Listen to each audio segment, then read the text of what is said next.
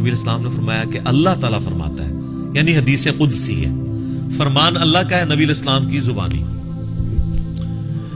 کہ اللہ تعالیٰ فرماتا ہے کہ میں اپنے بندے کے گمان کے قریب ہوں جیسا وہ میرے بارے میں گمان کرے. یعنی اگر وہ میرے بارے میں اچھا گمان رکھتا ہے نا تو میں اس کے ساتھ اچھائی کے ساتھ پیش ہوں، اور اگر میرے بارے میں برا گمان رکھتا ہے تو میں پھر اس کے ساتھ اسی اعتبار سے پیش ہوں. اس کا یہ مطلب نہیں کہ آپ اللہ سے بغاوت کریں، مرضی اپنی کی زندگی گزاریں کہ جی میرا گمان بڑا اچھا ہے. آپ کا کوئی اچھا گمان نہیں ہے. آپ اگر اللہ کے جاننے والے ہو نا تو جناب اللہ بڑا ڈاڈا ہے. مرنے سے پہلے ہے مسلمان، کر لے اس پہ غور.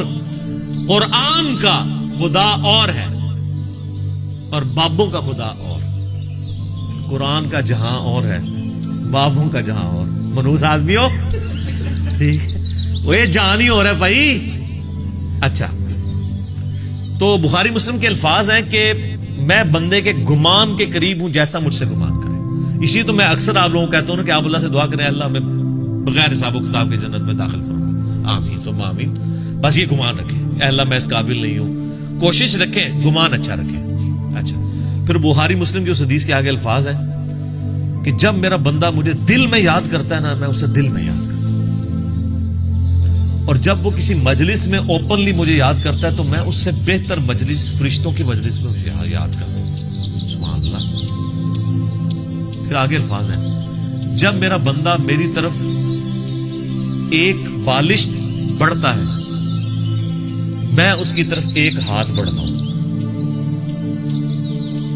اور جو میری طرف ایک ہاتھ بڑھتا ہے میں اس کی طرف دو ہاتھ بڑھتا ہوں. اگر وہ میری طرف چل کے آتا ہے میں اس کی طرف دوڑ کے آتا ہوں.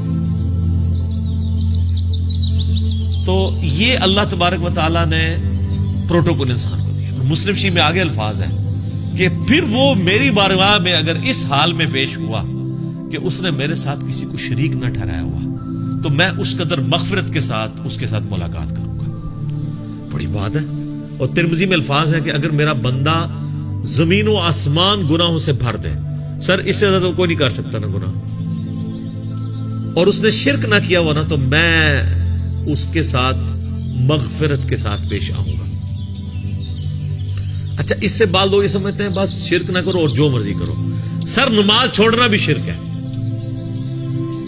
نماز چھوڑنا کس کی پیروی اور عبادت ہے؟ شیطان کی. شرک کر دیا آپ نے. ڈاکٹر سراج صاحب ایک جملہ بولا کرتے تھے، میں کہتا ہوں نہیں، وہ گولڈن کوٹ ہے.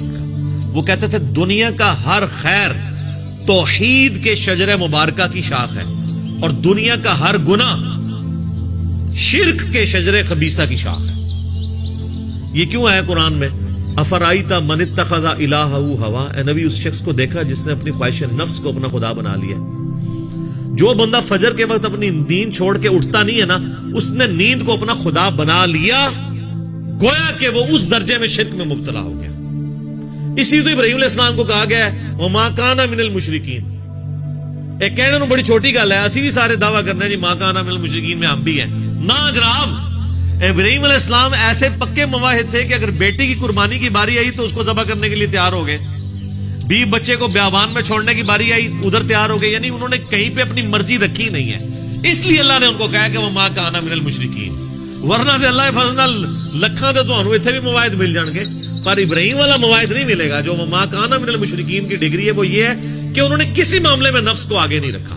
تو سر یہ آپ کو کروڑوں میں بھی ایک ملنا مشکل ہو جائے گا. تو اس بندے کے لیے تو واقعی پھر کیا ہی بات ہے اس کی جو اس لیول کا مواحد ہو جائے.